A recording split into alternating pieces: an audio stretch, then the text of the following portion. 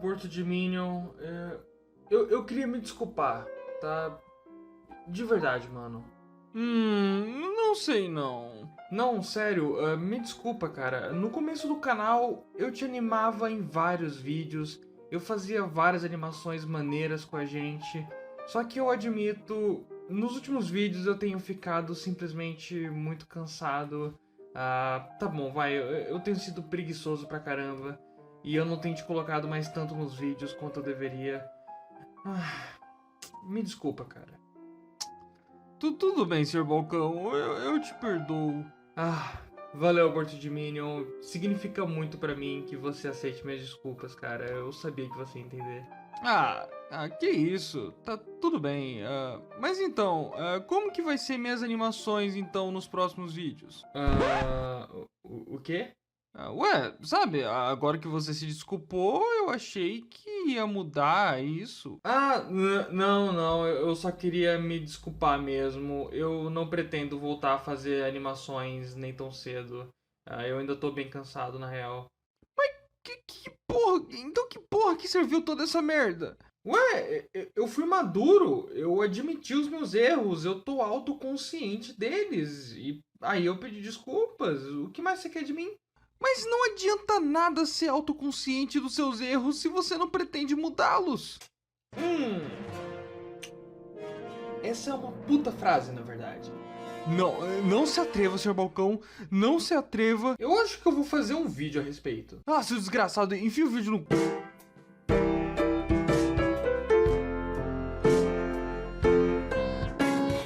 Muito bem, eu acredito que a maioria de vocês sabe o que o conceito de ser autoconsciente significa e a importância desse conceito no nosso dia a dia. Às vezes, numa terapia psiquiátrica, por exemplo, a pessoa precisa se tornar autoconsciente dos seus problemas, traumas, demônios ou mesmo qualidades como forma de superar esses traumas, de se tornar uma pessoa melhor ou de simplesmente vir a termos consigo mesmo. Já outras vezes, a falta de autoconsciência na sua vida pode te tornar cego para as consequências dos seus atos na vida das outras pessoas ao seu redor. Enfim, apesar de autoconsciência ser o termo que a gente usa em português, eu não acho que ele seja perfeito para definir o que isso realmente significa. O termo em inglês, self-awareness, eu acho que deixa mais claro o que tudo isso quer dizer, que é mais próximo de estar ciente sobre si mesmo do que autoconsciência. Na verdade, eu acho que a melhor tradução desse termo para o português não é autoconsciência, mas sim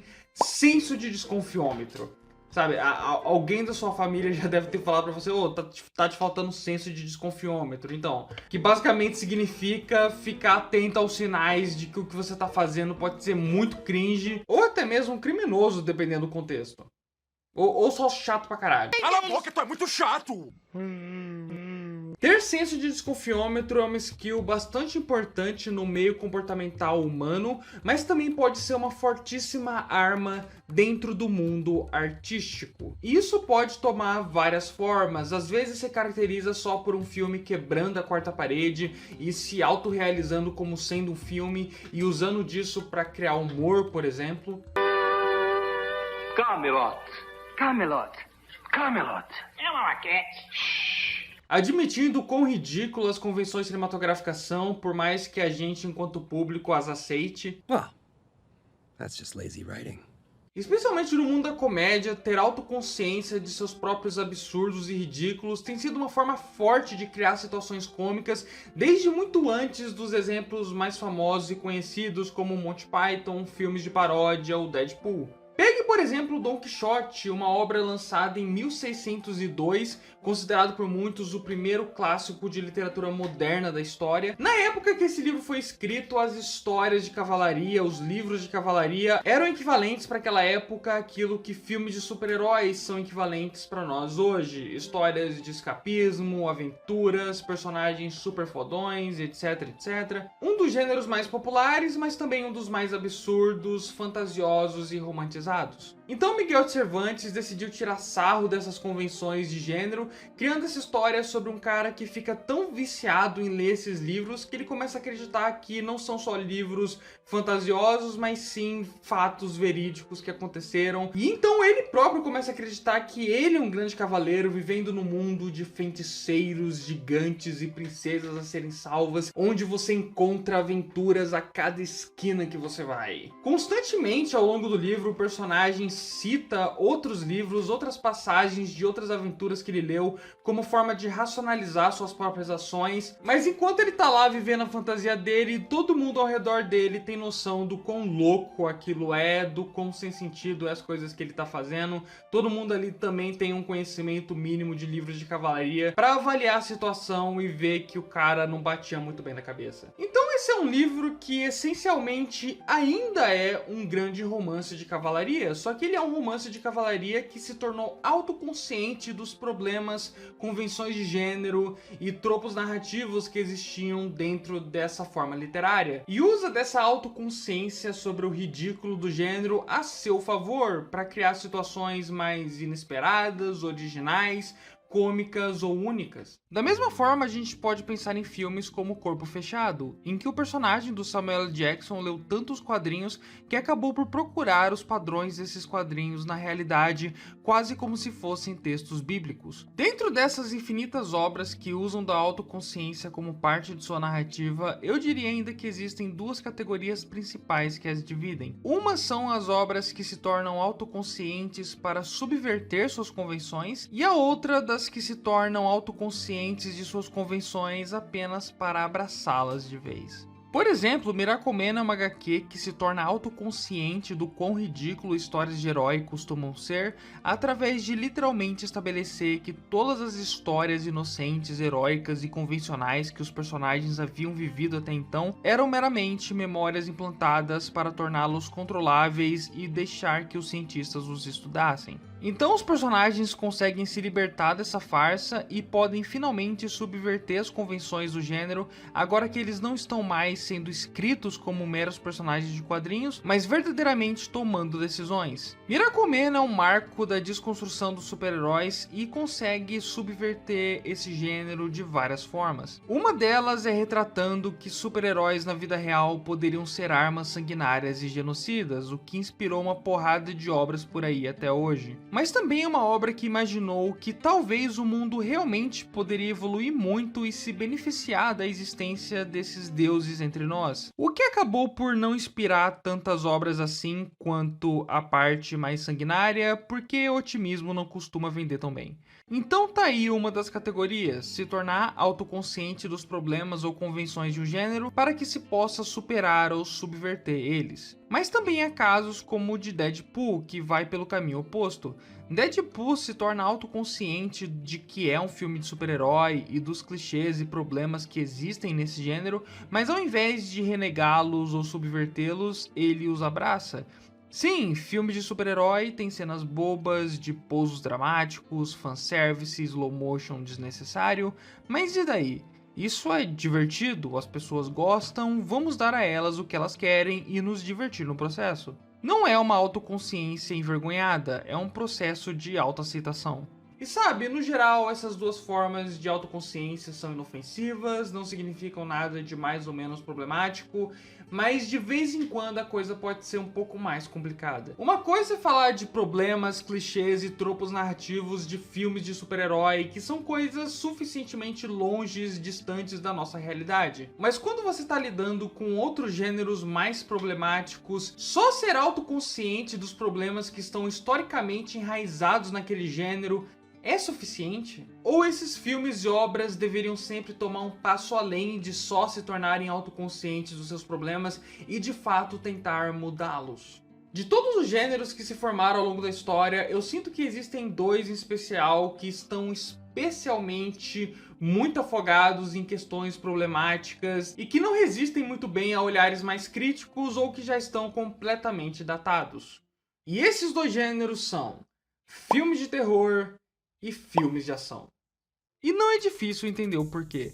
Ambos esses gêneros se sustentam principalmente na ideia de criar entretenimento através de cenas gráficas de violência franca, de vingança, mutilação, passando por tudo no meio. Isso por si só já gera várias perguntas sobre a que ponto isso é ético ou pode influenciar pessoas a tentarem reproduzir o que viram tão glorificado em tela. Mas não bastasse a própria essência desses gêneros, você tem os milhares de tropos narrativos que se formaram nesses filmes com o passar dos anos, como mulheres hipersexualizadas que só servem para mostrar os peitos e serem as primeiras a morrer, a castidade de outras mulheres sendo recompensada com elas sendo sempre as únicas sobreviventes dos massacres em filmes de terror, os estereótipos de imigrantes, sejam russos, latinos ou asiáticos, vilanizados nos filmes de ação, as mulheres em perigo e o ódio à misoginia de seus protagonistas que esses filmes costumam ter. Enfim, filmes de ação e filmes de terror são gêneros que tiveram muita dificuldade em se modernizar com o passar das décadas. Não por acaso foram justamente esses dois gêneros que entre os anos 90 e 2000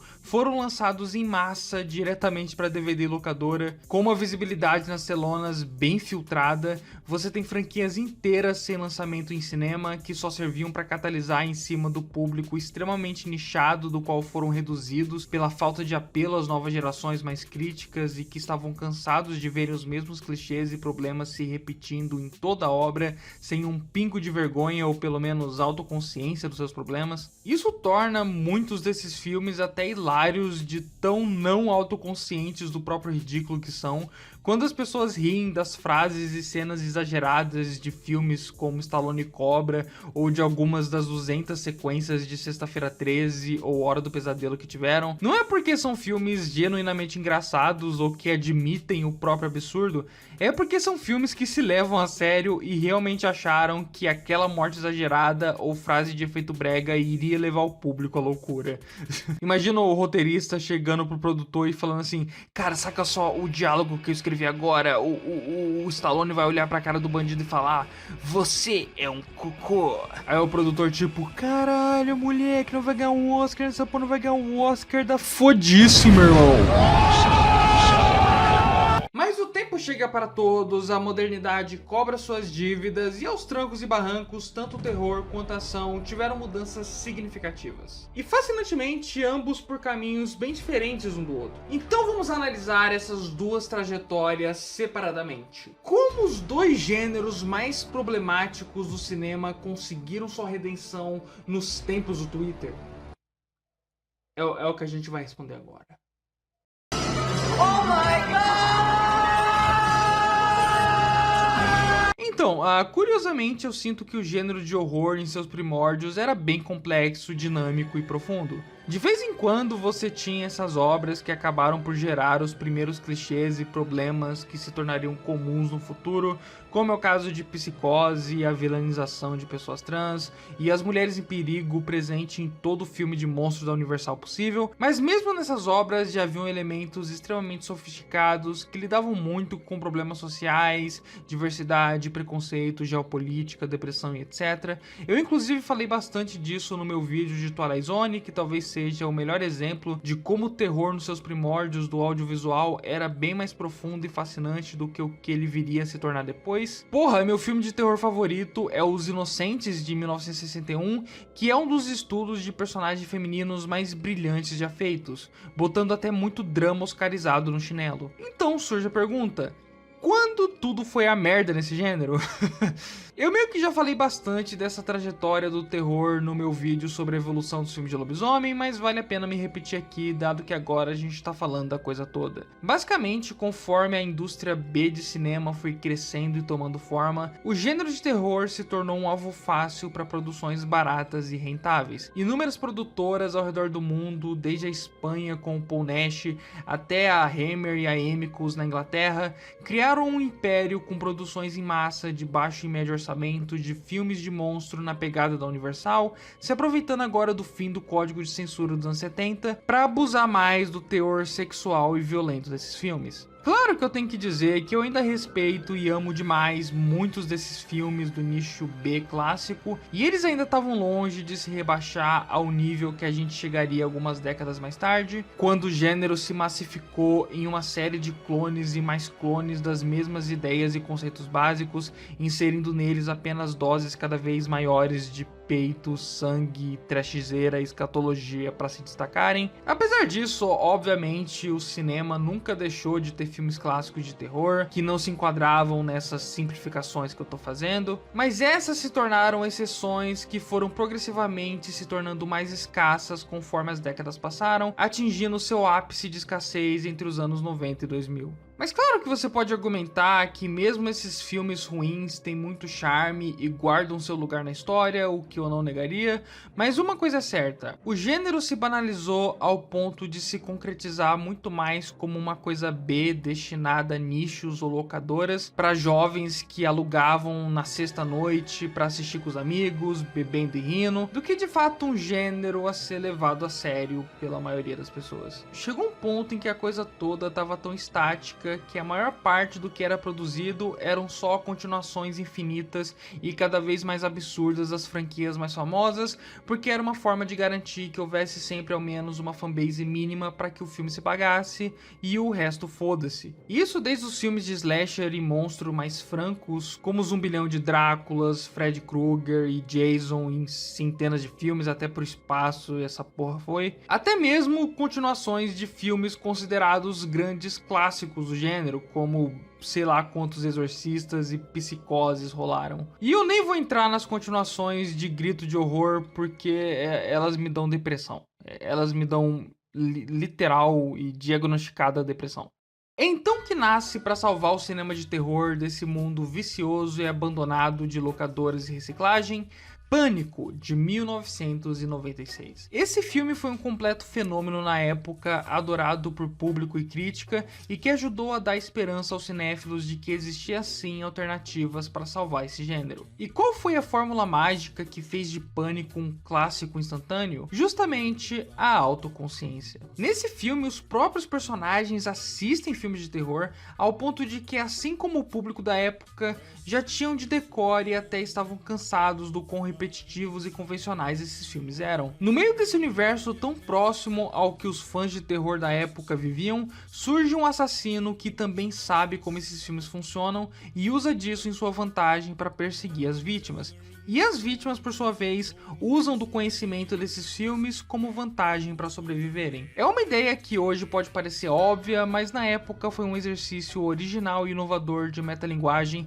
a favor do suspense e também para autoanálise dos termos que o gênero havia chegado. Abriu um mar de possibilidades para onde os filmes de terror podiam ir a seguir, e também não bastasse o filme ser tão autoconsciente dos problemas e convenções dos filmes slasher, o que para a época bastaria, ele também tomou liberdade de ir além e de fato subverter alguns desses problemas. E é aí que, pelo menos pra mim, o respeito pela obra duplica, quando ela não apenas tem culhão de admitir os problemas que estão ali enraizados nela, como também toma coragem pra mudar eles. É nesse ponto que eu sinto que uma obra se torna verdadeiramente subversiva e não só espertinha. O maior exemplo disso, sem dúvida, é a personagem da Sidney, que começa o filme sendo a protagonista virgem e insegura que se espera de qualquer outro filme slasher da história, mas ao longo de seu arco ela perde a virgindade, se torna mais confiante, vence os assassinos da forma mais badass possível e ainda salva uma galera, quando na maior parte desses filmes, no final só restava a Final Girl mesmo e o resto dos personagens se fudia completamente. Porra, mas então que maravilha! Agora que a gente teve esse filme, o céu é o limite. O terror só tinha que abraçar a mudança e ir subvertendo cada vez mais seus problemas e saindo das amarras que havia se prendido. Mas não. Aí o que a gente teve foi as continuações de Pânico. Pânico 2 repetiu a dose e simplesmente fez dos seus personagens autoconscientes de que agora estavam em uma sequência e, portanto, seguiam as regras das sequências de filmes de terror para sobreviverem, mas meio que parou por aí. Para ser justo, teve também o elemento dos filmes da franquia Facada que foram introduzidos aqui, esses filmes dentro dos filmes que serviam de reflexo para a própria franquia Pânico na vida real, o que reforçou a metalinguagem das continuações e deu mais base para mesmas discussões da relação ficção e realidade que o primeiro filme já propunha, o que é uma parada bem maneira. Mas fora isso, não houve mais absolutamente nada que essa sequência tentou fazer para subverter algum tropo de cinema de horror. E na verdade, a situação fica ainda mais complicada com o tipo de clichê que Pânico 2 usou para suas piadinhas metalinguísticas. Por exemplo, o filme começa com um casal de adolescentes negros discutindo como em filmes de terror os personagens negros sempre são os primeiros a morrer. Well, no, all I'm saying is that the horror genre is historical for excluding the African American element. E aí o que acontece? Eles são os primeiros a morrer. Isso é um ótimo exemplo do quão problemático a ideia de ser autoconsciente e só pode ser. Dependendo do clichê ou problema que você se torna autoconsciente, vale a pena se perguntar se é suficiente apenas admiti-lo ao invés de tentar mudá-lo. Porque no fim do dia, por mais que você tenha sido espertinho para criticar esses problemas, você ainda tá reproduzindo eles. Então não adianta muita coisa. E esses problemas se agravam ainda mais em Pânico 3. Dessa vez, de novo, os personagens só seguem as regras dos finais de trilogia e para por aí, não tem mais nada de muito novo acontecendo. O filme se contenta em ficar na camada mais superficial do primeiro Pânico e nem tenta mudar qualquer um dos clichês que são discutidos pelos personagens. Aliás, tanto no Pânico 2 quanto no 3, os personagens agem de forma absolutamente estúpida e burra o tempo todo, tão burra quanto a de qualquer filme que eles citam e criticam. Na real, bem mais burro que eles quando você para pra pensar que esses personagens de fato já conhecem filmes de terror, então eles deveriam agir com um pingo de inteligência. Oh my God. Don't see it.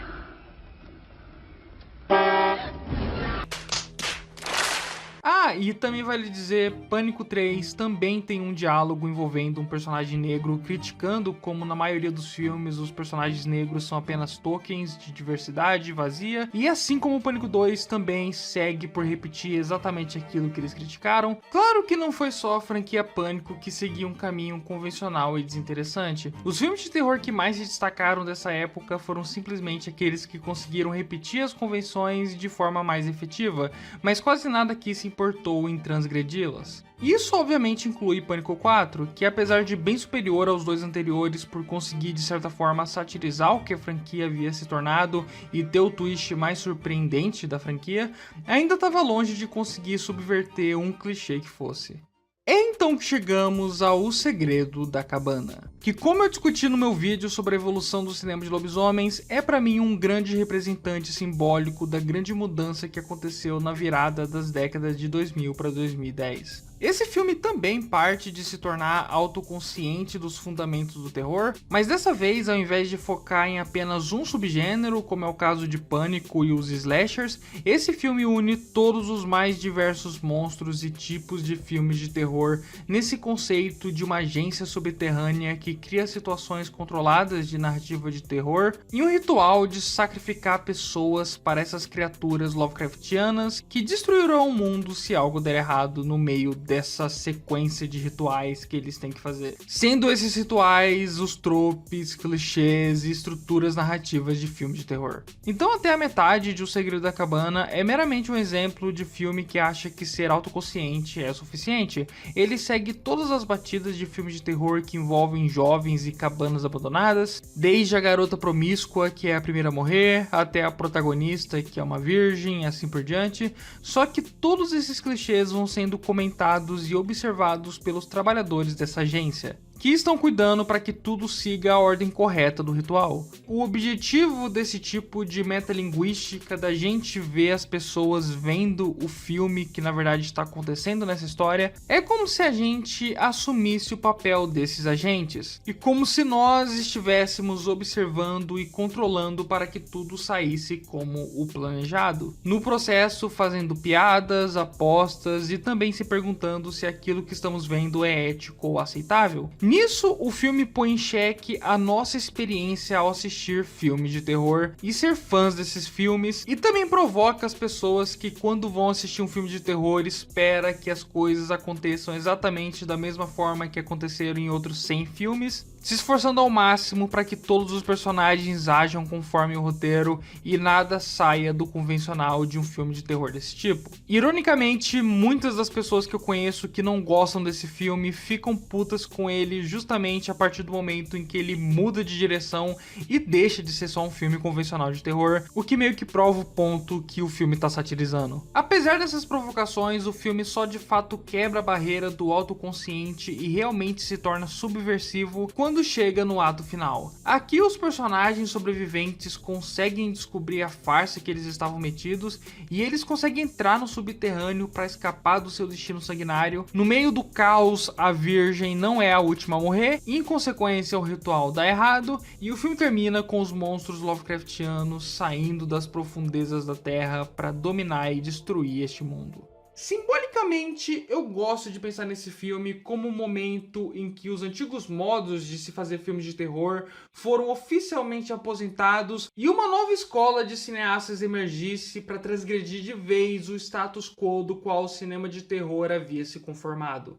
Claro que essa linha que eu tô traçando é muito mais simbólica do que de fato concreta. Tiveram filmes muito subversivos antes de O Segredo da Cabana, mesmo nos anos 2000, você tem, por exemplo, Ginger Snaps, que é maravilhoso. E também nos anos de 2010 você teve um monte de filme de terror porcaria. Além de que eu não acho que necessariamente todo cineasta de terror que tá chamando a atenção nos últimos anos assistiu O Segredo da Cabana. Mas esse foi um filme que foi muito aclamado pelos meios de fãs de cinema, mais do que pelo grande público, e representa bem a necessidade que essa nova geração estava sentindo de mudar esse cenário problemático e batido. Os filmes de terror desde então não se contentaram apenas em ser autoconscientes de seus problemas fundamentais, eles os mudaram. Jordan Peele, por exemplo, usa do seu horror para discutir o racismo profundamente enraizado na história humana, e atitudes dele, como a de querer apenas protagonistas negros em seus filmes, é uma forma extremamente justa de tentar correr atrás nas décadas e décadas desses personagens sendo tão mal representados no gênero. The Babadook usa do horror como metáfora para depressão pós-parto, de fato discutindo problemas reais de mulheres na sociedade e não uma porra tipo, essa é virgem e essa quer dar. É fascinante que a essa altura do campeonato o gênero possa ter ganhado uma vida nova tão ampla e transgressora. Finalmente parece que a diversidade, olhar social e maturidade de conceitos e temáticas se tornou a regra para a maioria dos filmes de terror dos últimos anos e para o seu público consumidor, e não apenas a exceção.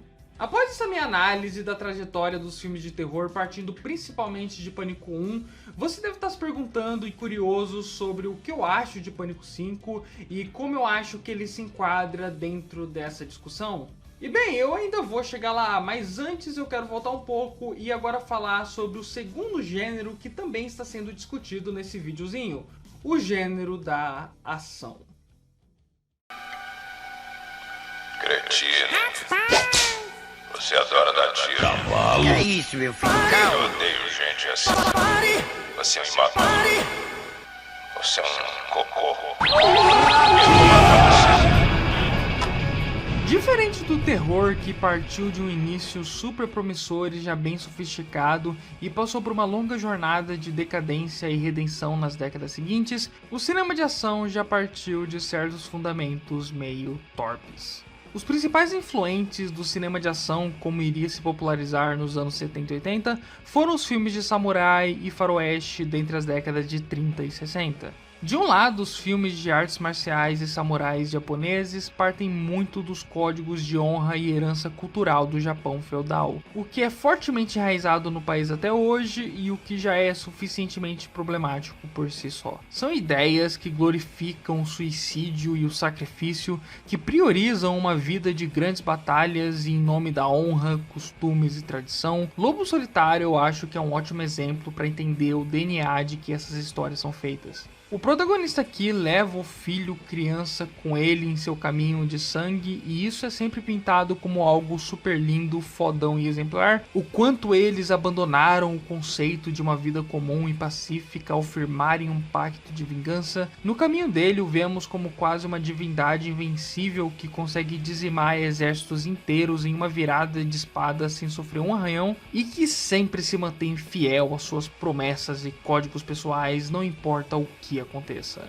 mesmo que isso envolva ter que assistir uma mulher sendo estuprada sem interferir, ou matar um líder revolucionário que ajudava os camponeses a enfrentar a tirania de reis e a fome. Lobo Solitário faz todo esse show de ação e conservadorismo sem um pingo de remorso, e é justamente esses fundamentos que você acaba por encontrar nos filmes de ação. Já os filmes de western, por sua vez, foram muito influenciados pelos filmes e histórias de samurai, com a diferença de que cowboys, xerifes e foras da lei estão lidando com uma terra abandonada por Deus, onde as convenções sociais de julgamento, paz e justiça foram trocados pela lei da sobrevivência, de olho por olho, dente por dente. Diferente das histórias de samurai em que essas mortes e batalhas são parte do que era o conjunto de leis e tradições do Japão feudal, no Velho Oeste as leis não significam nada e a violência surge como resposta àqueles que se aproveitam disso. Como eu já falei várias vezes nesse canal, partir de princípios problemáticos não necessariamente condena uma obra. Pode existir várias obras que são problemáticas, mas são excelentes.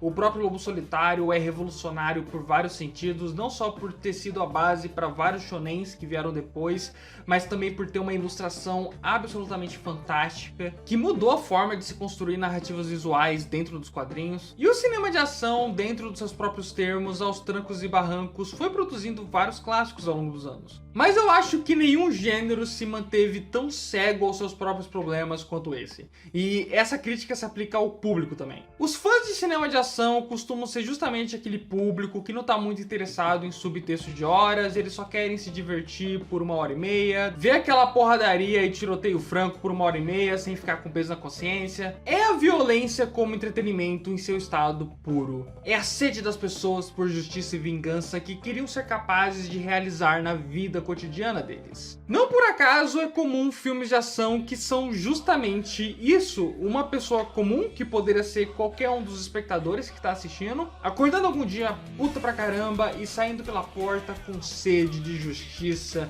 e vingança e vendetta e jogando pelos quatro cantos do vento as suas frases emblemáticas de fodão hollywoodiano, metendo bala em todo mundo e mostrando pra sociedade o quanto ela está podre.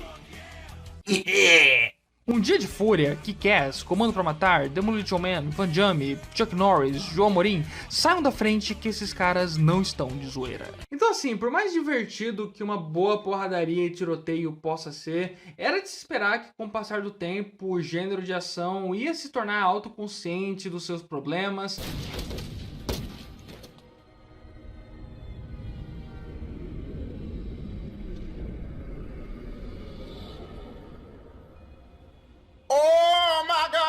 Mas pasmem, nada disso aconteceu. O cinema de ação nunca deu a mínima para essas críticas construtivas e com o passar dos anos evoluiu apenas no que diz respeito às suas técnicas e invencionismos cinematográficos. Então nós temos melhores coreografias de luta, cenas de tiroteio mais criativas, uso de plano sequência para deixar a ação mais visceral e excitante, efeitos especiais mais impressionantes, mais gore, mais sangue e assim por diante. Então a ideia é, vamos aumentar o espetáculo, mas não vamos confrontá-lo ou sequer tentar questioná-lo. Você quer exemplo mais agressivo da completa falta de senso de desconfiômetro ou preocupação dos filmes de ação do que algo como o Juiz Dredd do Stallone? Os caras leram uma HQ que tem como único objetivo escrotizar os fundamentos do gênero de ação e mostrar o quão ridículo é a ideia de um único personagem ser o juiz, o júri, o carrasco, em histórias escancaradamente satíricas e antifascistas. Toda essa substância crítica da HQ passou reto por todo mundo envolvido nesse filme, caiu lá na casa do caralho, e temos um filme que realmente achou que o Juiz Dredd era um personagem fodão e as HQs eram na verdade só mais um ódio a justiceiros vingativos. Mas isso não é só culpa de quem produziu esses filmes, é culpa também do público de cinema de ação que sempre se contentou justamente com isso. Um bom exemplo disso é algo como Batman do Joel Schumacher, que dava uma perspectiva estética mais queer a um personagem sombrio de ação como Batman, e como resultado os nerds estão ofendidinhos e afrontados até hoje, de forma que Batman sombrios são a única opção do cardápio de adaptações por pelo menos mais uns 10 anos. Cala a boca, tu é muito chato! Então, enquanto o terror pelo menos tinha um pânico aqui e ali para autoavaliar os problemas do gênero, o máximo que a gente tinha no cinema de ação era algo como Duro de Matar, que é considerado um dos filmes de ação mais subversivos da história só porque o protagonista se machuca. Porra, o herói desse filme matou 200 caras, mas no processo não ficou intacto? Ele ficou com arranhões e cortou o pé com um caco de vidro? Mano! John McClane é um policial das ruas, humano, limitado, vulnerável. Quem não sofre quando ele corta o pé com vidro? Gente, vidro, coisa que a gente tem em casa e que realmente pode cortar os nossos pés. Essa humanidade e vulnerabilidade é o que faz de John McClane um dos maiores heróis do cinema de ação de todos os tempos. Hashtag radicalizou o gênero, velho. Cacete, mano. Isso que é um filme realista. Tá ligado? O que é isso? O que é isso que eu tô assistindo? Eu tô assistindo Bergman? Eu tô assistindo Fellini? Eu tô assistindo... É o Watchman dos filmes de ação? O cara se machucou, velho. Quem não sofre quando ele corta o pé com vidro? Gente, vidro, coisa que a gente tem em casa e que realmente pode cortar os nossos pés. Oh my God! Então, porra, os filmes de ação foram condenados a nunca saírem desse espectro convencional de história simples e com pouco tato social e filosófico, né? Pronto, é isso? Não exatamente. Eu sinto que a grande chave que o cinema de ação encontrou para conseguir subverter de alguma forma as suas convenções e de fato evoluir um pouco com o tempo foi se mesclar a outros gêneros. Não por acaso, quase todos os filmes de ação que se popularizaram pós anos 80, que de fato se destacaram tanto por público quanto por crítica, foram resultados desses híbridos de gênero, especialmente com a ficção científica. Temos casos como Exterminador do Futuro 2, que acaba justificando a típica falta de empatia desses protagonistas de filme de ação por literalmente fazer deles androides. E mesmo assim há muito mais camadas emocionais nesse robô do que na maioria dos protagonistas de ação dos anos 80. Mad Max cria uma nova Terra Sem Lei não através de preconcepções sobre o Velho Oeste ou tradições samurais japonesas, mas sim através de uma crítica à destruição humana do meio ambiente e a possibilidade de devastação nuclear futura. Mas de todo mundo que juntou ação e ficção científica, sem dúvida o grande mestre, na minha opinião, foi o Paul Verhoeven. Robocop e Tropas Estelares, por exemplo, se disfarçam de ação escapista, mas são sátiras políticas extremamente afiadas contra problemas estruturais dos Estados Unidos. E Vingador do Futuro talvez seja o único grande exemplar de um filme de ação clássico que se torna autoconsciente dos absurdos das histórias de ação e cria essa metanarrativa de uma história implantada na mente do protagonista, do qual ele se submeteu para confortar e dar entretenimento a uma vida vazia e sem emoções. Um grande reflexo do que os fãs de ação costumam procurar nos filmes ou o que hoje em dia as pessoas costumam procurar nos videogames, por exemplo. E claro, se a gente está falando da mistura de gênero entre ação e ficção científica, a gente precisa falar de Matrix. Provavelmente o filme de ação mais importante e influente dos últimos 20 anos. Em especial nos anos 2000, absolutamente tudo que foi feito no gênero tentou emular Matrix, desde Missão Impossível 2, X-Men até Van Helsing.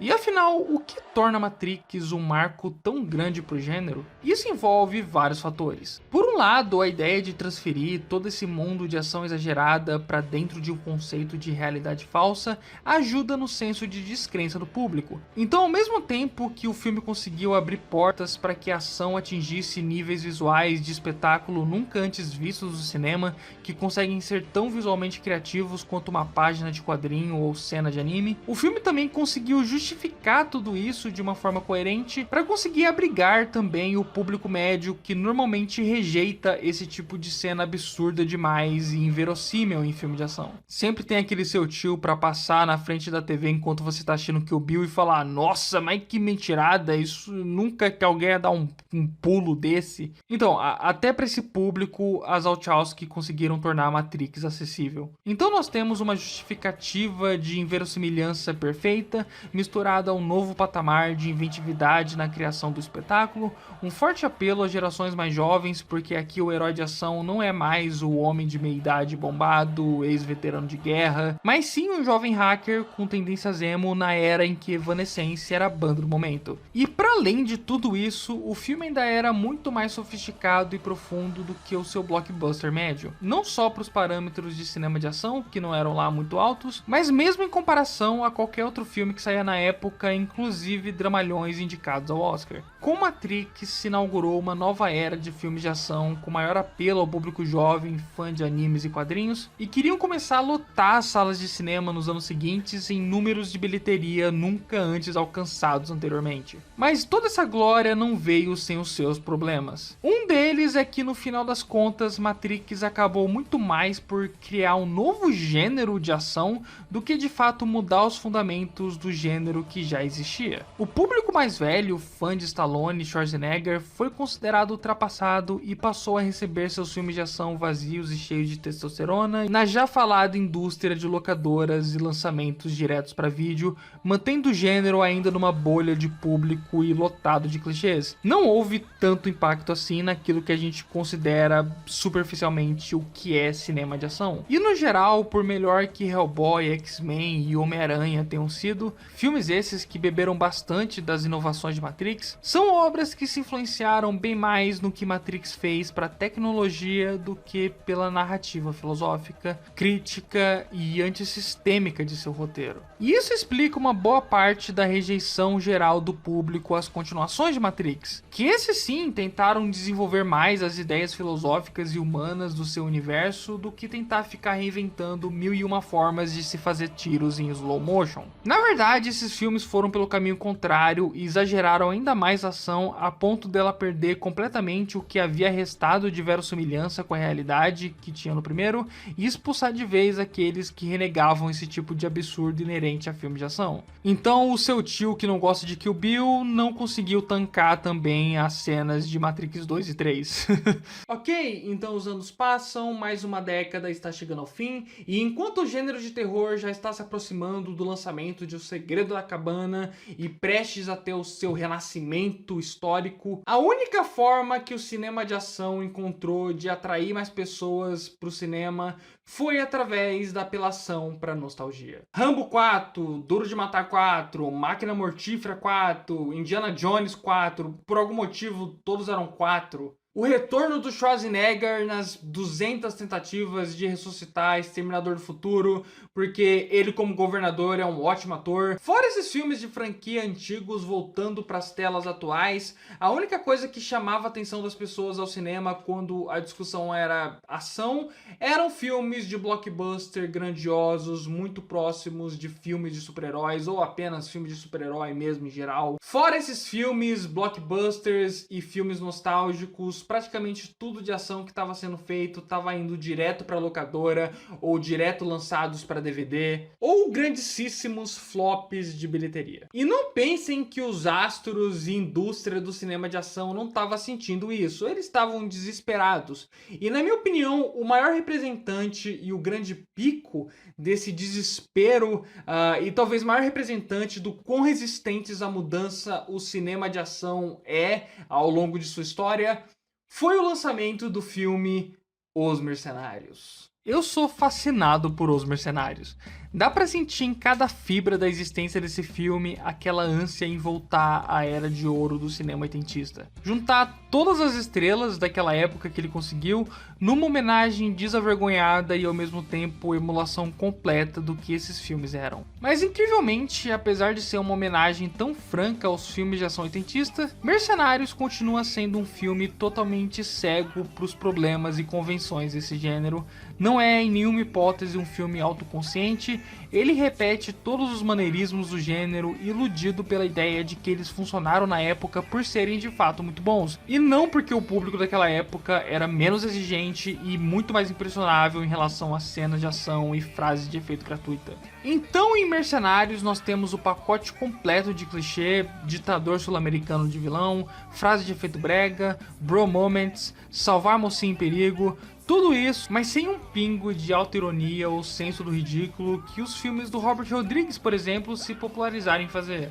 E incrivelmente, apesar disso, seja pelo carisma do elenco, ou seja por ideias bem icônicas como tatuagens fodonas que denominam as gangues de assassinos, ou então o veículo dos personagens ser um avião super estiloso, a verdade é que Mercenários funciona. Na verdade, talvez o último filme de ação oitentista da história a ter realmente funcionado. Já em Mercenários 2, nós temos exatamente aquilo que as pessoas esperavam do primeiro filme. É de fato, mesmo que timidamente, muito autoconsciente do seu próprio ridículo. O Chuck Norris aqui é a visão cuspida e escarrada do meme que criaram em cima dele nas redes sociais. Ouvi outro boato, que você foi mordido por uma cobra naja. Fui. Mas depois de 5 dias agonizando de dor, a cobra morreu. Os personagens repetem à torta e à direito frases famosas de filmes clássicos que eles participaram. I'm back. O Van Damme distribui tanto chutes quanto eu como cookies, o que é bastante coisa. Enfim, Mercenários 2 é o cinema de ação oitentista se tornando verdadeiramente autoconsciente do seu ridículo. Só que só uns 20 anos atrasado. E as pessoas perceberam isso. Mercenários 2 grita a frase muito pouco, muito tarde. E ele é apenas autoconsciente em uma época em que as pessoas não estavam satisfeitas só com isso. Elas já estavam cansadas das memices do cinema de ação há muito tempo. E aí logo veio Mercenários 3 para fechar de vez esse caixão. Esse filme é uma puta de uma tentativa cínica e que abandona o pouco de autoconsciência que havia tido no segundo filme da franquia. É até engraçado quanto esse filme não tem senso de desconfiômetro. É um filme que acredita veemente que o grande problema do cinema de ação atual não está em seus fundamentos e suas raízes, mas sim na sua falta de conexão com o público jovem. Então o que eles fazem? Eles colocam meia dúzia de atores e celebridades mais novas para integrar o time, achando que isso vai atrair a garotada jovem para o cinema, quando na verdade só tá afastando o público que essa franquia já tinha de começo de conversa, que era a galera que tava pouco se fudendo pra atores mais jovens e só queriam ver os velhos voltando à ação. É um filme até engraçado do quanto ele erra na tentativa de se modernizar da forma mais burra possível, ao invés de ver aquilo que tava na cara dele, de que é simplesmente esses filmes não funcionam mais.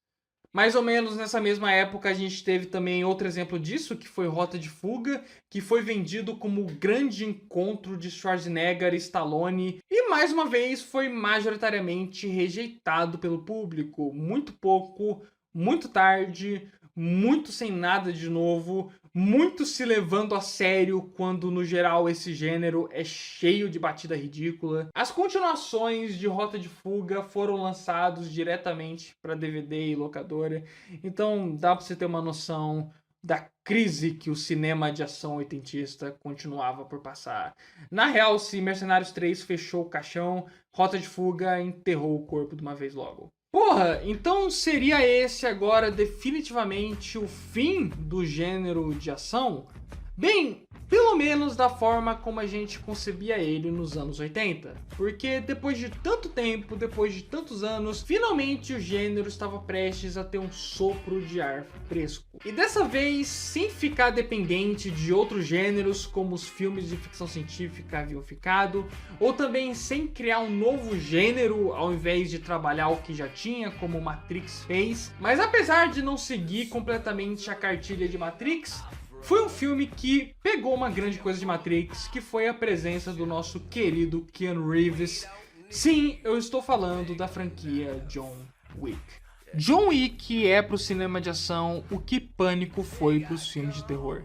Ele é autoconsciente do absurdo dos filmes de ação da forma certa, não simplesmente fazendo piadinhas e frases autorreferenciais ao passado, mas de fato pegando a base de um filme de ação e escancarando ela. Se nos filmes de ação normalmente os personagens se vingam por motivos muitas vezes banais e que não justificam toda a barbaridade dos seus atos, Nesse filme o cara tá se vingando só por causa de um cachorro, foda-se.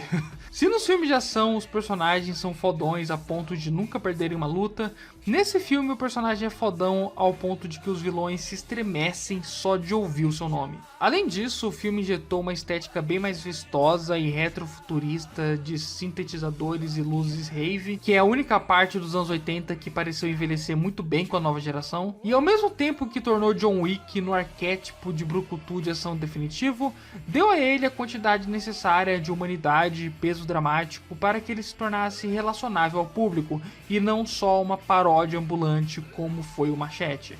Junte isso a uma direção de um dos coreógrafos de ação mais requisitados dos últimos 20 anos, tendo inclusive trabalhado na trilogia Matrix, e você tem esse estilo de ação pós-Old Boy que é pautado por uma visceralidade, um certo cansaço e imperfeição humana que a torna muito mais realista e brutal ao mesmo tempo. John Wick foi aclamado por todos os cantos como sendo simultaneamente um filme de ação escapista efetivo aos que só querem isso e uma modernização do gênero suficientemente refrescante para ganhar a atenção dos mais jovens. E não demorou muito para surgir uma nova leva de filmes de ação fortemente influenciados por esse, como Atômica e O Contador. Mas eu sinto que de todos os filmes influenciados por John Wick, o que mais se destacou foi Anônimo, ou Nobody, lançado ano passado e protagonizado por Bob Odenkirk. E aqui, finalmente, depois dessa volta toda, a gente volta ao nosso dilema.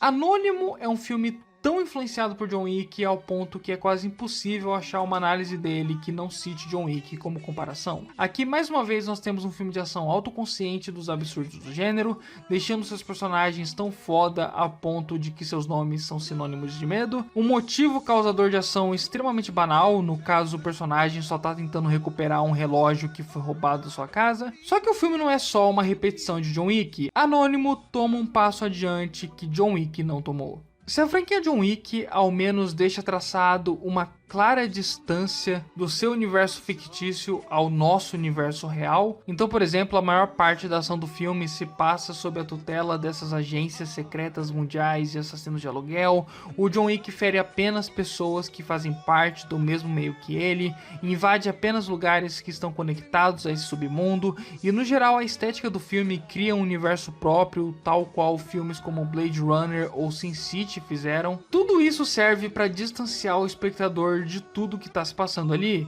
deixando claro que isso é uma obra de ficção bem distante da nossa realidade. Mas Anônimo retrata seu protagonista como um ex-assassino que está agora vivendo uma vida comum de classe média americana, tentando se distanciar do seu passado sombrio. Uma representação perigosamente próxima da do espectador médio desse tipo de filme. Muito próximo, por exemplo, a algo como Um Dia de Fúria. Temos o personagem então reiniciando suas atividades de matador e lutador fodão como forma de dar significado a uma vida comum e sem graça, e através dessa frustração ele sente o direito de tomar a justiça com as próprias mãos. Não precisa ir muito longe para achar como esse filme, apesar de autoconsciente dos problemas que existem no gênero, volta por realizar todos eles sem tomar um olhar mais apurado de como isso ressoa na realidade, e de como a identidade do seu protagonista reflete a de homens brancos de classe média frustrados e antissociais que podem ver nesse filme a realização de uma fantasia de violência que eles queriam muito fazer. Eu não quero aqui entrar no debate se esses filmes de fato geram violência ou influenciam ela, é um debate bem maior e que na verdade não é o foco da minha crítica. A minha crítica é simplesmente a que Anônimo demonstra de várias formas como parece que não importa o quanto esse gênero de ação possa se conscientizar ou evoluir, sempre parece que ele está atrelado a fantasias de poder e masculinidade tóxica, e que é impossível fazer um filme de ação que seja verdadeiramente subversivo. A gente demorou pra caramba pra chegar num ponto em que a gente tem filmes de ação que pelo menos reconhecem seus problemas. Quanto tempo mais a gente vai ter que esperar pra ter filmes de ação que não só reconhecem seus problemas, mas de fato tentam achar soluções pra resolvê-los? Se por um lado Corra, Bruxa, Hereditário e Babadook já são considerados pós-horror, não parece que a gente tá nem próximo de vista de algo que possa ser chamado de pós-ação. Bem, da mesma forma que no meu segmento desse vídeo que eu falei sobre terror, especialmente pautado por Pânico, vocês devem ter ficado se perguntando qual a minha opinião sobre Pânico 5. Vocês agora, depois de eu ter falado toda essa volta sobre filmes de ação e Matrix, vocês devem estar se perguntando como eu acho que Matrix 4 se enquadra nessa discussão. Mas antes disso, eu quero abrir um pequeno espaço nesse vídeo para falar de música concreta. Vai fazer sentido, tá? Eu prometo, não sai desse vídeo ainda. Vai fazer sentido, tá bom? Vai fazer sentido.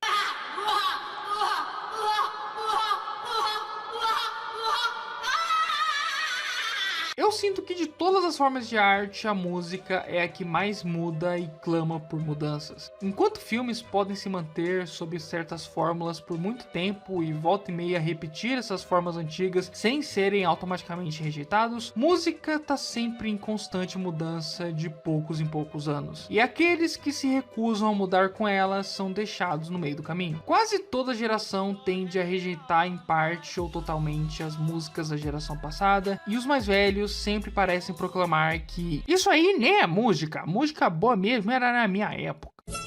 Toda vez que eu viajava pela estrada de Ouro Fino. Parece que de todas as artes, a música é a que mais tem sido desafiada pelos jovens para ver até que ponto podemos subvertê-la em algo novo. Seja tornando-a mais simples, crua, nua e pesada, como o punk ou o grunge fez, ou mais complexa, transgressora e abstrata, como o jazz ou o noise fizeram. Trazendo essa fascinante questão musical para nossa discussão sobre autoconsciência, eu quero falar um pouquinho sobre Beatles. Desculpem, tá? Desculpem por isso, eu sei que eu já falei de Beatles o suficiente nesse canal, mas o que eu posso fazer? Eles literalmente inventaram a música. Mas enfim, uma coisa que muitos críticos e público em geral sempre perseguiu os Beatles desde o começo da sua carreira, uma discussão que se manteve ao longo dos anos e na verdade dura até hoje, é sobre a quantidade enorme de canções bobinhas de amor que eles fizeram. E na verdade, isso é um dos problemas fundamentais da história da música pop como um todo. O quanto a música popular no geral depende de cançõezinhas bobas de amor. E foi pensando nisso que o Paul McCartney escreveu um dos maiores hits da sua carreira solo, Silly Love Songs, que em português se traduz como Canções Bobas de Amor. É uma música que simplesmente admite que sim, boa parte das canções populares são sobre histórias bobas de amor. Mas a música, além de admitir isso, ela também faz uma pergunta. Qual o problema com isso?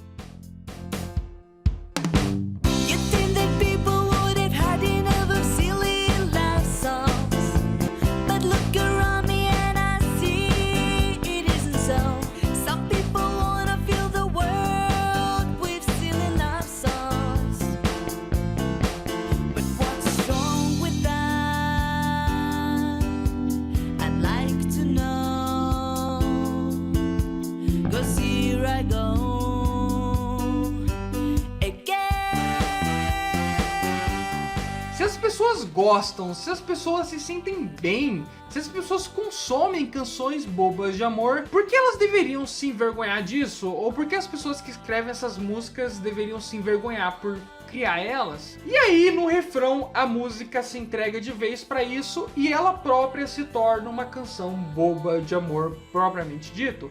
Então é uma música que se faz autoconsciente de um problema dentro das canções pop e abraça esse problema. Da mesma forma que Deadpool faz com os clichês e convenções de cinema de herói, ele zoa essas convenções, mas ele se entrega pra elas. Essa música do Paul McCartney é um grande exemplar disso, que às vezes o mais produtivo é simplesmente aceitar as críticas e se aceitar como você é, ou no caso, como a sua arte funciona, do que ficar tentando subverter ela. Então tá aí uma forma bacana de lidar com as críticas, a superficialidade da letra dos Beatles e das canções pop em geral, admitir as acusações, mas defendê-las do cinismo dos críticos. Outra forma de lidar com essas críticas é fazer o que o John Lennon fez. que no caso é renegar o máximo possível a superficialidade dessas canções bobas de amor e se entregar completamente a causas sociais, ativismo político,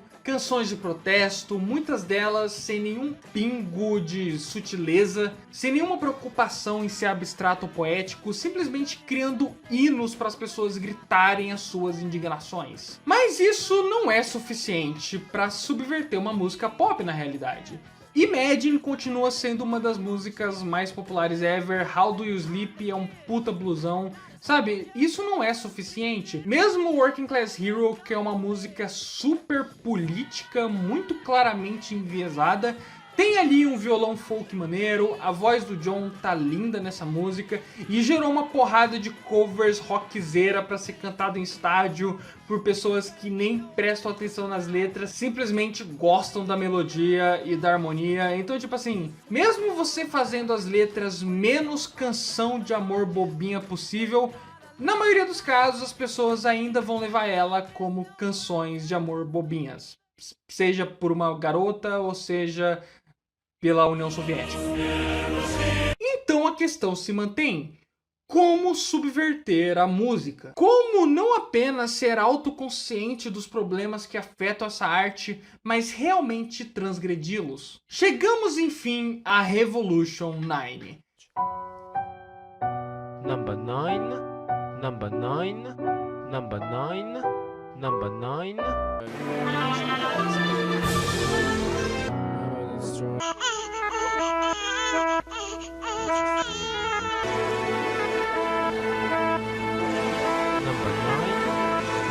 Essa é provavelmente a música mais controversa dos Beatles. Na verdade, até os fãs mais hardcore da banda, muitos deles, acham que essa nem pode ser considerada uma música. É só um barulho inaudível e insuportável.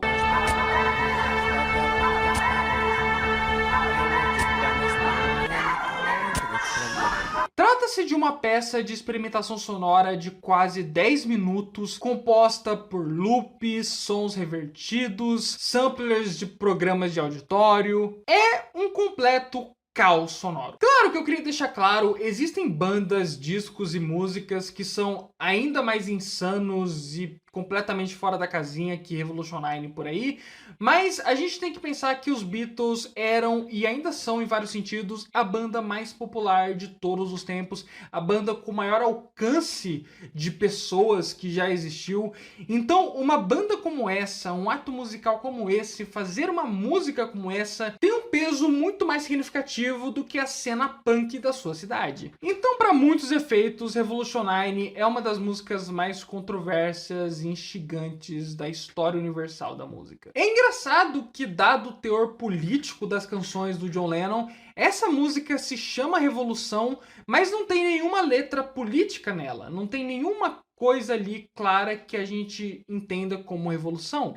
Porque a revolução não está naquilo que a música diz, ela está na sua música em si. Imagina você, uma família comum dos anos 60, todos eles são fãs de Beatles, o que era muito comum na época, comprando o novo disco da banda e esperando aquelas canções maneiras, talvez até mesmo alguma coisa psicodélica, mas ainda assim bastante confortável, adequado, mesmo que bastante original e diferente. Mas o que elas recebem é 9 minutos de completo barulho, desconfortável pra cacete, 9 minutos de insanidade na Terra.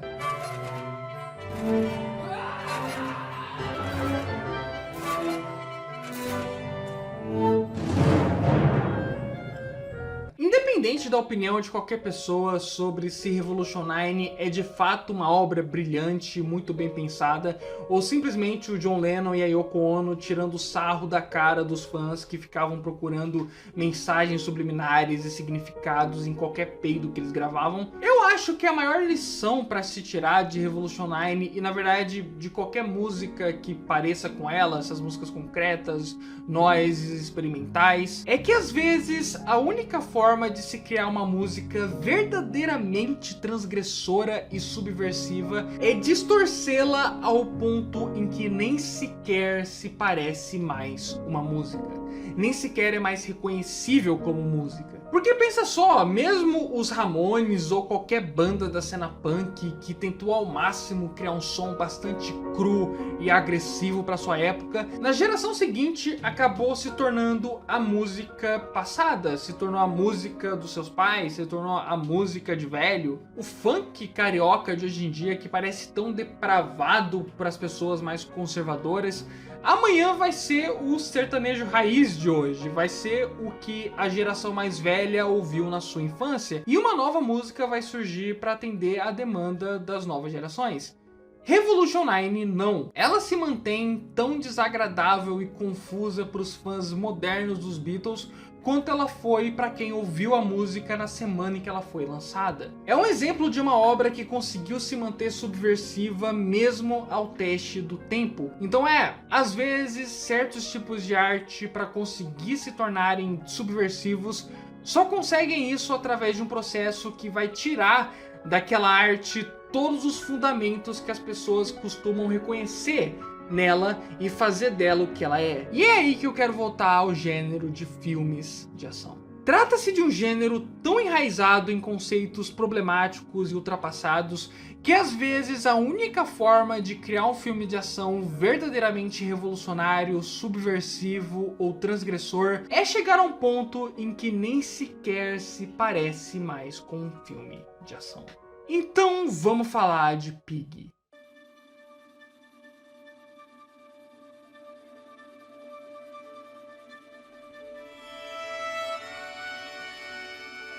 Nele, um homem isolado tem a casa invadida e seu porquinho caçador de trufas roubado. Ele então sai em busca de seu amado animalzinho e no caminho vemos que o personagem tem um passado que o precede. Da mesma forma que em John Wick, as pessoas tremem ao ouvir o seu nome e ver que ele está de volta, mas não porque o personagem foi um grande matador ou porradeiro do passado, mas por ter sido um grande chefe de cozinha, tão bom que as suas receitas despertaram emoções e momentos que as pessoas nunca mais sentiram em toda a sua vida. Por mais similar à estrutura e plot de John Wick que seja, Pig em momento algum remete a um filme de ação propriamente dito. Ele é contemplativo, dramático e extremamente sentimental. E talvez um dos melhores exemplos existentes do que acontece quando você subverte um filme de ação. Um dos melhores, sim, mas não o único. Tem um outro filme que eu acho excelente para essa discussão que é completamente diferente de Pig.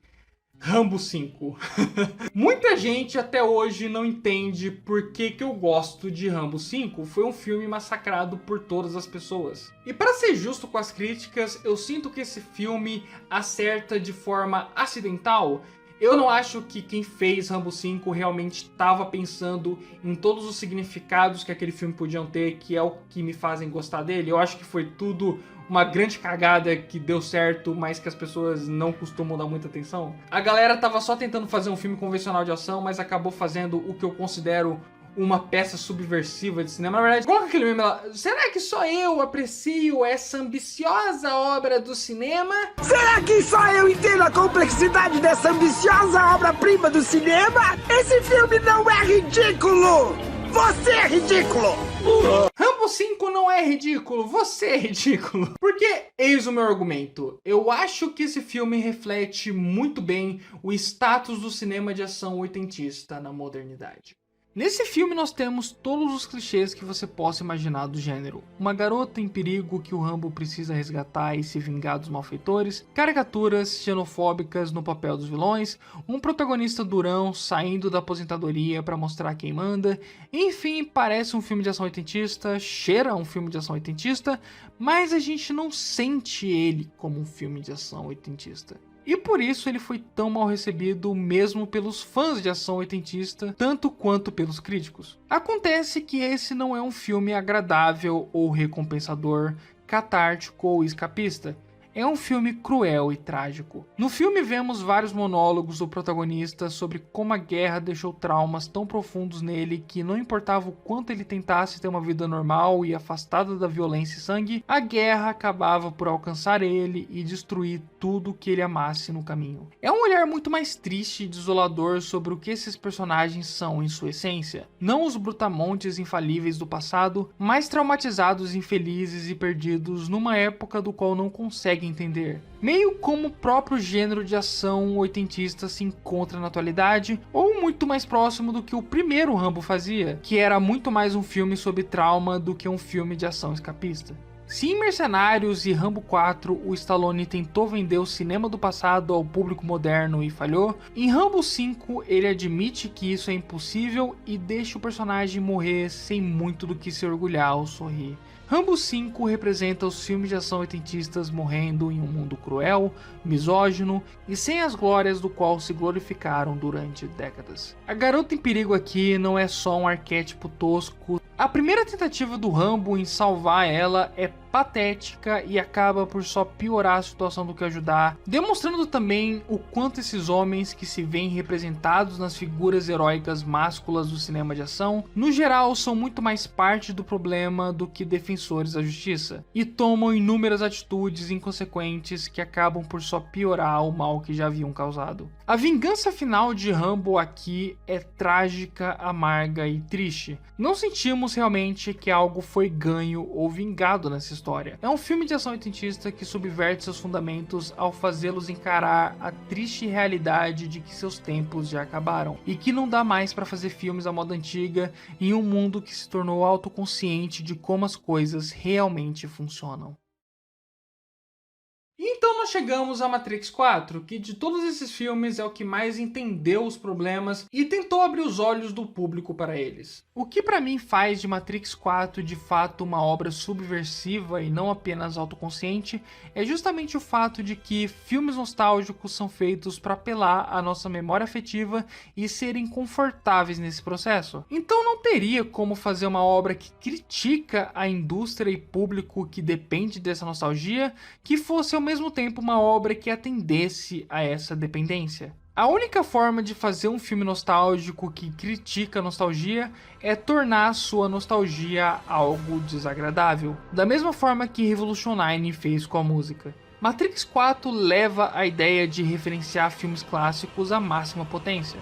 Enquanto em filmes como Star Wars 7 ou Exterminador do Futuro 5 nós vemos cenas novas que são claras reproduções de cenas antigas, em Matrix nós temos literalmente as cenas dos filmes originais escancarados a todo momento. Da primeira vez que eu vi isso, eu senti que era um recurso preguiçoso e mais artificial do que emocionante. Mas hoje eu entendo o quão genial essa ideia foi. Tem forma mais brilhante de provocar as pessoas com sua ânsia por voltar ao passado do que dando a elas justamente o que elas querem e ainda fazerem elas se sentirem mal nesse processo? A gente está literalmente nesse filme vendo as cenas dos antigos, mas elas não conseguem nos afetar de forma igual, simplesmente porque é impossível isso acontecer. O passado já passou e nossa necessidade de voltar às nossas emoções nostálgicas é uma das formas que o sistema acha de nos impedir de evoluir enquanto sociedade, nos prendendo ao passado e achando que com isso estaremos satisfeitos. Matrix 4 também propositalmente tem cenas de ação fracas e confusas porque, assim como Pig, às vezes a única forma de não se render aos problemas do cinema de ação é renegá-lo. Porra, o diretor de John Wick e coreógrafo dos filmes originais tem um papel dentro do filme, mas não foi usado para de fato ser o coreógrafo das cenas de luta. Tem alguma forma possível de deixar mais claro pro público que fazer cenas de ação fodas nunca foi o objetivo aqui? Matrix 4 é um filme que questiona a nossa nostalgia e faz dela algo desagradável. Como Pig para John Wick, Rambo 5 para ação oitentista ou Revolution 9 para City Love Songs. É uma obra que se torna autoconsciente do problema intrínseco à sua essência e tem como única alternativa subverter esse problema e tornar a sua essência em algo desconfortável. No processo, fazendo a gente se questionar se aquela essência que a gente busca é realmente aquilo que a gente precisa. E agora vamos voltar a Pânico 5. O que ele tem a acrescentar nisso tudo? Bem, diferente de Matrix 4, ele não tenta subverter o conceito de filmes nostálgicos. Ele, apesar de ser autoconsciente das convenções de terror como qualquer filme da franquia Pânico, ele não tenta de fato reinventar a roda ou causar algum grande impacto no que as pessoas já esperavam. Mas ainda assim, há um elemento a mais que faltava nos 4 filmes anteriores. O mesmo elemento que está presente em obras como The Boys, Boys ou Watchmen da HBO, que se tornaram autoconscientes de suas condições enquanto séries de super-herói e nostalgia, não para de fato mudar seus fundamentos e criar algo mais desagradável, mas sim satirizar os fãs. Tanto a série The Boys, quanto Watchmen da HBO, quanto Pânico 5 criam personagens e situações que são meramente reflexos dos fãs tóxicos que clamam por essas continuações desnecessárias e que ainda por cima querem controlar tudo aquilo que é feito com elas. Os assassinos desse filme são fãs revoltados com o último filme da franquia Facada, tentando fazer a sequência dos seus sonhos através de matar as pessoas na vida real. E uma clara referência aos fãs de Star Wars que se revoltaram com o episódio 8 e hostilizaram todos aqueles que participaram da produção. Então, de uma forma mais tímida e menos radical que Matrix 4, Pânico 5 também fez sua parte em criticar a indústria de capitalização e nostalgia que vivemos atualmente. Matrix 4 com um foco maior na própria indústria e Pânico 5 com um foco maior no público. Mas há um problema muito grave em Pânico 5 que ainda vale a pena comentar. What's your favorite scary movie? The Babadook.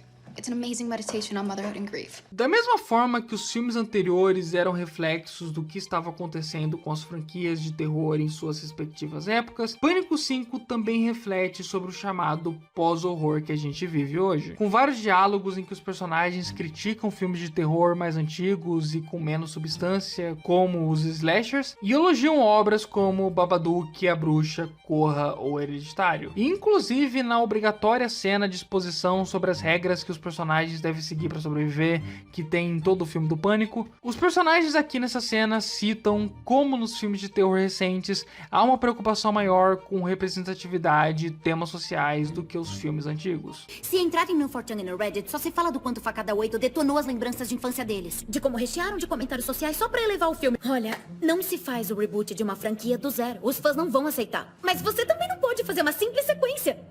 Você tem que construir uma coisa nova, mas não muito nova, senão a internet vai ficar bolada. Ela tem que ser parte de um enredo progressivo, novos protagonistas, sim, mas apoiados e ligados a personagens legados. O problema disso entra naquilo que eu vejo como o grande problema atual das obras autoconscientes. Não é que elas não tentam mudar os problemas do qual são conscientes, porque elas de fato agora realmente tentam. Diferente de Pânico 2 e 3, em Pânico 5 os personagens representativos de minorias são bem mais decentes e bem escritos. Mas quando uma cena dessa surge, acaba que o filme banaliza os reais motivos do porquê essas mudanças se tornam necessárias. É um esvaziamento ideológico da questão. Quando você trata a ideia de representatividade como uma tendência do cinema atual, da mesma forma que fazer continuações era tendência na época que Pânico 2 saiu, ou que fazer trilogias era uma tendência quando o Pânico 3 saiu, ou que reboots eram tendências quando o Pânico 4 saiu e assim por diante, agora a tendência é fazer filmes de terror com foco social. O Jordan Peele é sinistro. Esse tipo de meta-comentário acaba esvaziando a importância real do porquê essas mudanças são necessárias. As pessoas pedem com razão que personagens negros sejam melhor representados e tratados em filmes de terror, não porque é uma tendência cool a se seguir, mas porque quando você tem cenas de filmes que retratam esses personagens ou outras minorias como meros coadjuvantes sem importância que só servem para morrer na primeira cena, essa começa a ser a forma que essas pessoas são enxergadas na vida real também. Isso é um problema de várias obras da atualidade que acreditam que a arte se tornou autoconsciente de seus problemas, não porque era algo muito importante de ser feito, mas porque era uma tendência narrativa a ser seguida.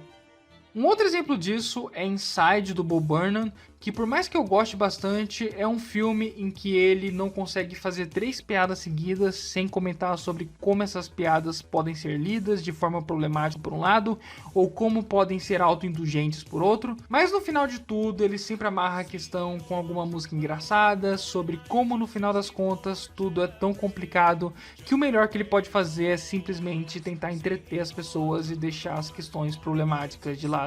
The planet's heating up. What the fuck is going on? People rising in the streets. The war. Should I give away my money? No. The world needs direction from a white guy like me. Systematic oppression, income inequality, the other stuff. I'm white and I'm here to save the day. Lord help me channel Sandra Bullock in the blind. Claro, é engraçado o quão autoconsciente de tudo que ele tá fazendo o Bo Burnham é ao longo desse filme, mas também fica a questão de tipo, ok, o que você tá falando é real, e aí, qual que é o próximo passo a seguir? O problema é que quando você mostra às pessoas os problemas que elas enfrentam, mas o melhor que a obra pode propor em relação a isso é simplesmente nos tornar autoconscientes desses problemas e seguir a vida, a gente acaba ficando mais alienado e simplesmente deixando que as coisas ruins sigam seu curso. The world is built with blood and genocide and exploitation. Every cop on the street protects the interests of the pedophilic corporate elite. That is how the world works. O Bo Burnham cantou uma música sobre como o mundo é uma merda, e o melhor que a gente pode fazer é repetir essa piadinha autoconsciente sobre essas coisas ruins no nosso dia a dia e seguir com a nossa vida normal. What can I do to help? Read a book or something, I don't know. É por isso que eu sinto que Matrix 4 realmente se destaca. Ao final do filme, o Neo e a Trinity tomam o controle da Matrix e decidem começar a reformular o mundo, quer as pessoas que gostam de se manter na Matrix queiram ou não. Da mesma forma que Miracle terminou, mostrando que talvez heróis no mundo real podiam de fato fazer uma diferença significativa na sociedade, ao invés de só se entregar ao pessimismo de que tudo é só uma grande desgraça. Da mesma forma que em uma terapia você se torna autoconsciente dos seus problemas emocionais e traumas como forma de aprender a superá-los e mudar suas ações nocivas aos outros, as obras de arte deveriam se tornar autoconscientes dos seus problemas na busca por mudá-los e superá-los. Não se manterem confortáveis simplesmente admitindo que esses problemas existem. Claro que isso também varia de obra para obra. Canções bobas de amor não precisam mudar da mesma forma que as desigualdades e injustiças do mundo precisam. Mas eu acho que a essa altura do campeonato é justo dizer que, como regra geral, ser autoconsciente não é mais suficiente. A gente precisa mudar as coisas, subverter elas, tomar atitudes em relação a elas. Então, não adianta eu admitir que eu fico ridículo com óculos de sol. Eu preciso tirar o óculos de sol. Eu fico parecendo aquele personagem de South Park, tá ligado? Enfim. Acabou o vídeo.